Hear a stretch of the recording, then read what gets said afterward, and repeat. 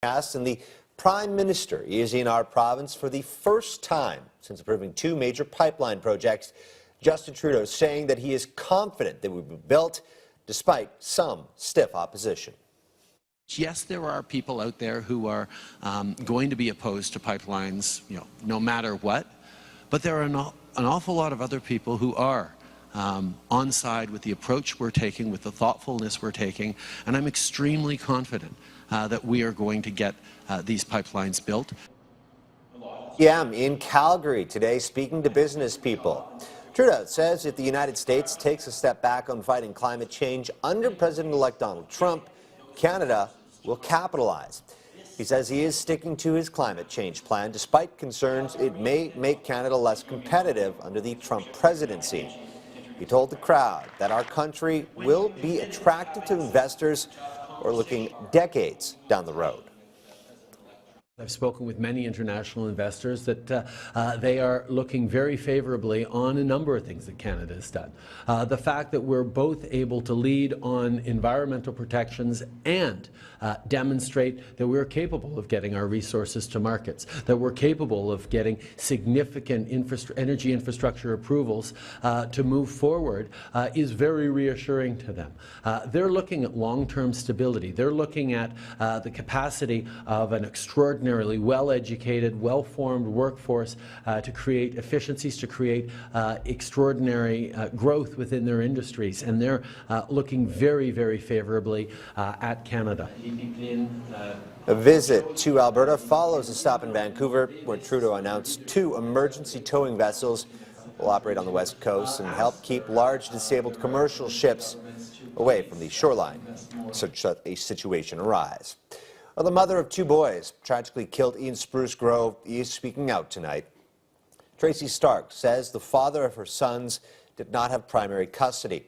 The boys only moved in with their dad at the beginning of the school year so they could play hockey in Spruce Grove. She says she raised 11-year-old Radek and 13-year-old Ryder with her husband in Whitecourt. In a heartbreaking post on Facebook, she wrote, quote, "He had 4 months with them and he took them away."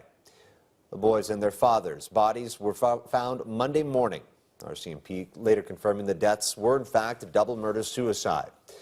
A vigil is planned for Thursday night for the boys at the Stu Barnes Arena in Spruce Grove.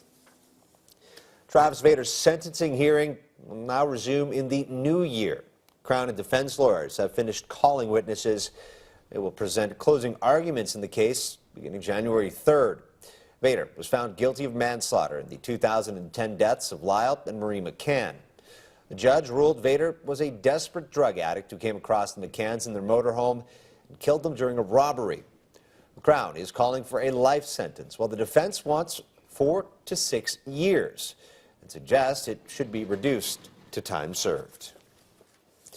Well, work is now underway to tear down the Cloverdale footbridge in the River Valley. It's set to take several days to remove the popular pedestrian crossing piece by piece.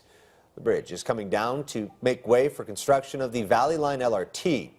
A group of citizens went to court earlier this year to try and save the structure, but their request was denied. After the footbridge comes down, work will then begin on the new Tawatan Bridge. Construction is expected to be complete in 2019. Service on the Valley Line is scheduled to start in December of 2020. Well, the quarter's downtown revitalization marking a milestone today. The Armature is now open to traffic.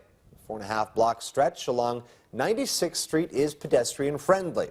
It's the first green street in the core with special soil systems that will capture rainfall and water trees and plants. Officials say the street is one of the key pillars attracting development to the area, including the newly opened Hyatt Place Hotel.